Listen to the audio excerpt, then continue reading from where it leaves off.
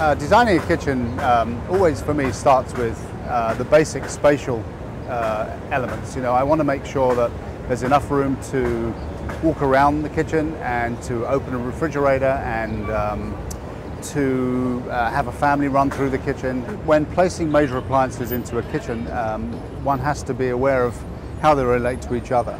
I like to obviously start with the kitchen sink where, if possible, it's underneath the window. People spend a lot of time at a kitchen sink, and so it's obvious it's a nice place to stand and look out at a good view, watch the kids, etc. Cooking I like to have against a wall rather than on an island, and so typically it's sort of catty-cornered across from a sink. Again, I like to do that because you can put ventilation above it, and it allows you plenty of counter space around it.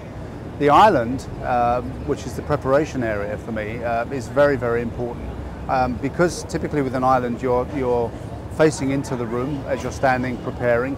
It means that, you know, through the preparation process, which takes most of the time, one is facing the family and in conversation and not standing looking at a wall. And I think people have this idea that the bigger the island, the better. It's actually not true. If you're using an island as a preparation space, typically you really don't need more than 3 or 4 feet to prepare a meal. And then from the point of view of seating people on an island, which is I think where people get this idea of a large island, we always try to keep it to no more than 4 seats, because after that it becomes more like a diner, and one can't have a good conversation and you're not facing each other.